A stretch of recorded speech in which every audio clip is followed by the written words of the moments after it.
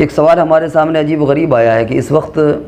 غیر مسلموں کی مدد کا جذبہ لوگوں میں بہت ہے اور لوگ غیر مسلموں کی مدد کر رہے ہیں، خاص طور سے کھانے پینے کے تعلق سے کورونا میں اور اس لاک ڈاؤن میں، اور ان کے ذہن میں یہ جذبہ ہے کہ تاکہ وہ اسلام کی طرف رغبت ان کے اندر پیدا ہو جائے اور وہ سمجھے کہ مسلمان فیاض ہوتے ہیں، مسلمان سخی ہوتے ہیں۔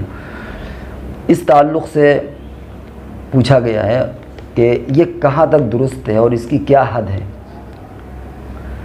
بڑی اچھی بات ہے یہ، اور الحمدللہ ان 2 سالوں میں مسلمانوں نے جو کچھ کیا اس کے اچھے ثمرات بھی مرتب رہے ہیں، لیکن ہمیں بھی ہر چیز اعتدال میں رہ کے کرنا چاہیے۔ بلا شبہ غیر مسلموں کے ساتھ اس طرح کا اخلاق کا معاملہ کرنا اور لاک ڈاؤن میں ان کی رکھوالی اور خیرگیری اور ان کے گھروں میں راشن پانی سب پہنچانا، یہ بہت اچھی چیزیں ہیں اور اس سے ہمیں اسلام کے پیغام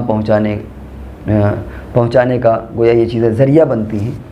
لیکن ایک بات ذہن میں رہنا چاہیے کہ اپنوں کو محروم کر کے نہ ہو، یعنی ایسا نہ ہو کہ خود ہمارے اپنے محروم ہوں، بھوکے ہوں اور ہم دوسروں کا پیٹ بھر رہے ہوں، یا مدرسوں کی قیمت پر نہ ہو کہ مدرسے بدحال ہوں اور مدرسے بند ہونے کی کگار پر ہوں، بلکہ بند ہو چکے ہوں مدرسے اور ہم اس طرح کے کام کریں۔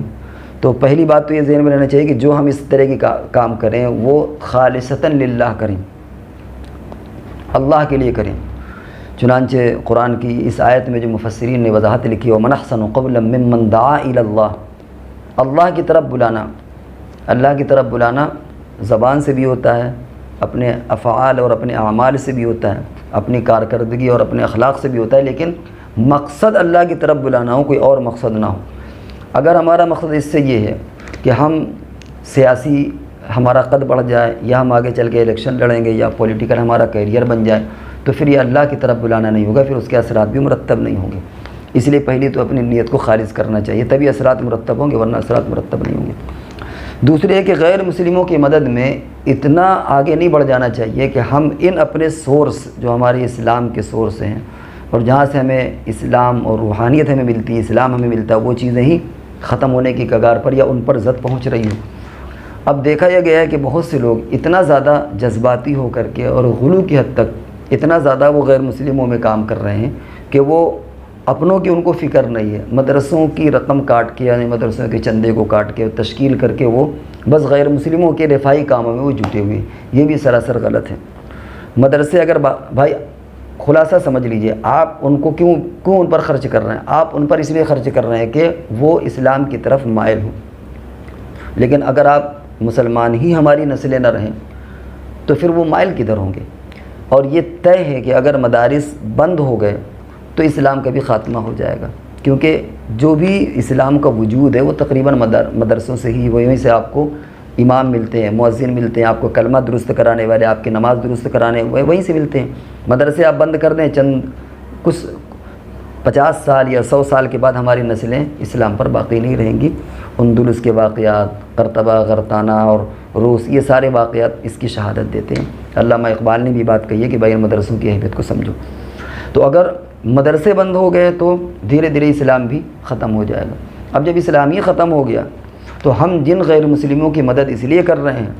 کہ وہ اسلام کی طرف آئیں، جب ہماری آنے والی پیڑھی مسلمانی نہیں رہے گی تو وہ کدھر آئیں گے، وہ کہاں آئیں گے؟ اس لیے ہماری ریکویسٹ اور ہماری درخواست ہے ان لوگوں سے کہ جو غیر مسلموں میں رفاہی کام کر رہے ہیں بلا شبہ شوق سے کریے، لیکن مدارس کو قربان کر کے نہیں، مدارس کی قیمت پر نہیں۔ ایسا نہیں ہے کہ آپ ساری اپنی زکوٰۃ، اپنی خیرات، اپنی ساری اسی طرف دہانہ کھول دیں اور مدرسوں کی طرف توجہ نہ کریں۔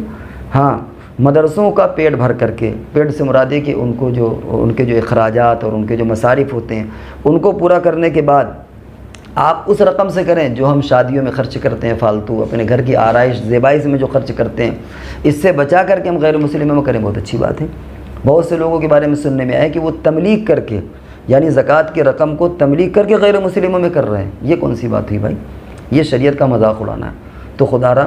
اتنا زیادہ حوصلہ نہیں دکھانا چاہیے کہ اللہ ہی ناراض ہو جائے اور شریعت کی دھجیاں اڑنے لگیں، شریعت کی پاماری ہونے لگے۔ لہذا آپ غیر مسلم رفاہی کام خوب کریں، غیر مسلموں میں کریں، لیکن مدارس کے سمجھوتے کے ساتھ مت کریں۔ پہلے اپنوں کو دیکھیں اور اس کے بعد پھر آپ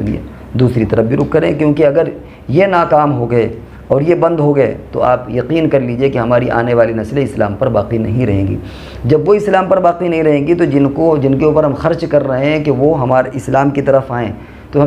ہماری جب آنے والی نسلیں اسلام پر نہیں رہیں گی اور دھیرے دھیرے اسلام ہی پر زد آ جائے گی، تو وہ آئیں گی کدھر؟ ان کے لیے نمونہ کیا بنے گا؟ وہ ہمارے اخراجات بھی سب ضائع چلے جائیں گے۔ تو اس لیے ہمیں